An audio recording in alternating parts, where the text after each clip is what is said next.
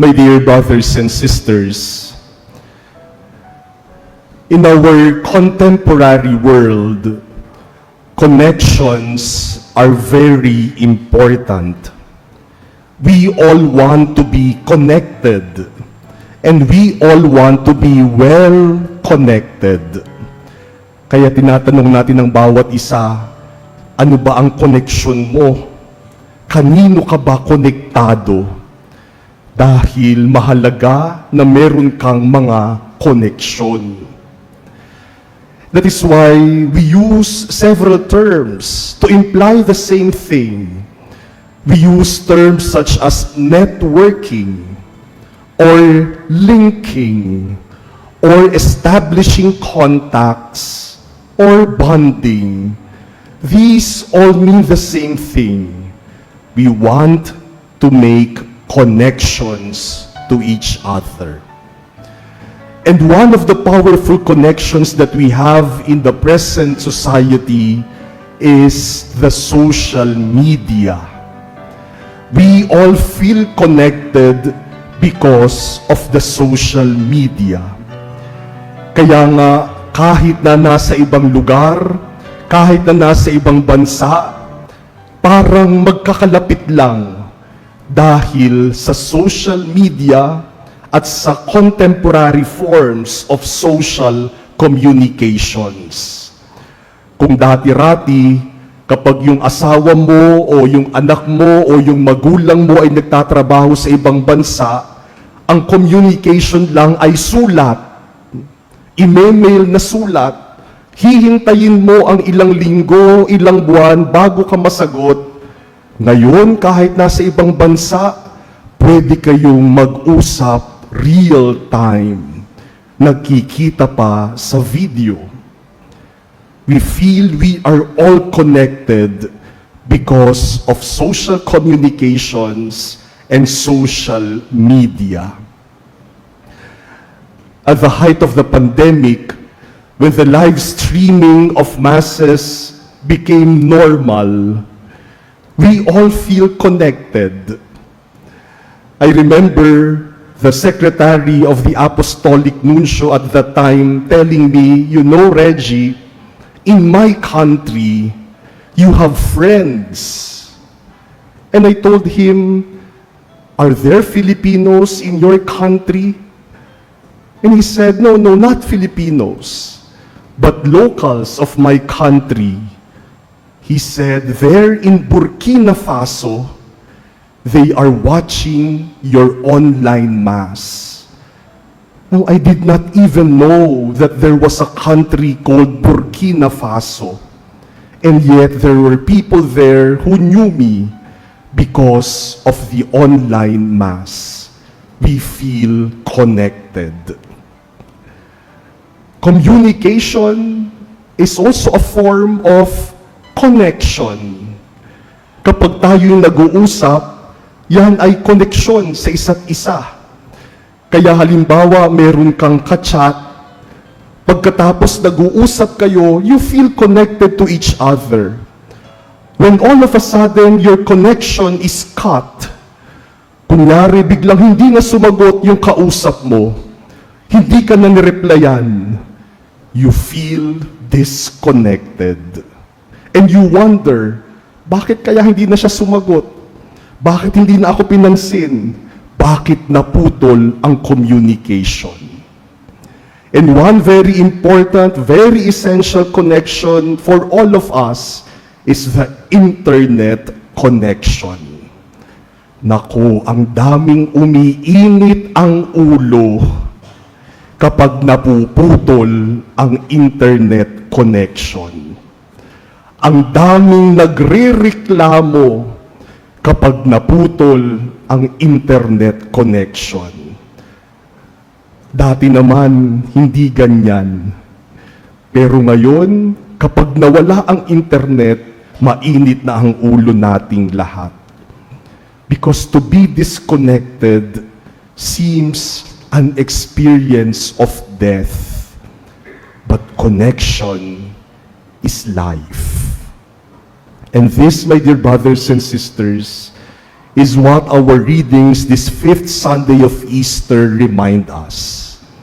In our gospel, Jesus uses a very beautiful imagery to impart to us the importance of staying connected to Him. Jesus says, I am the vine, you are the branches. Whoever remains in me and I in him will bear much fruit, because without me, you can do nothing. And we all know, my dear brothers and sisters, that there is and there should be a deep and necessary connection between the vine and the branches. Because the life of the branches depends on its connection to the vine. Kapag yung sanga ay nakakabit sa puno, nakikinabang yung sanga ng sustansya mula sa puno. Kaya kapag nakakabit yung sanga sa puno, yung sanga buhay. Yung sanga sariwa. Yung sanga pwedeng magbunga. But the moment you cut off the branch from the vine withers, or the branch withers and dies. Nawala na ang connection. And Jesus tells us, using this imagery, that we need to stay connected to Him. Otherwise, we will be like that branch that withers, does not bear fruit, and dies. Kapag hindi tayo konektado kay Jesus, hindi tayo magiging mabunga. Kung hindi tayo konektado kay Jesus, hindi tayo mananatiling sariwa at buhay, malalanta, matutuyo, at mamamatay ang sino mang walang koneksyon kay Jesus. Ito siguro ang dahilan kung bakit minsan, kahit anong pagsisikap natin, parang walang mabuting bunga. May mga pagkakataon sa buhay natin na kahit na anong paghihirap mo, pagsisikap mo, pagpapagal mo, binigay mo na ang lahat, pero parang walang nagiging bunga. Your efforts do not bear fruits. Maybe because you are not connected to Jesus. O kaya minsan may mga taong parang tuyo, hindi sariwa, parang walang buhay, lamya, malamya, baka dahil hindi nakakonekta kay Jesus. Kapag nakakita kayo ng taong tuyot na, sabihin nyo, oh, check your connection to Jesus. And St. John in our second reading today reminds us that that connection to Jesus is by listening to Him and by keeping His commandments. Because the moment we disobey God's will and God's commandments, we cut ourselves off from the Lord. Sin is cutting off from our connection with Jesus.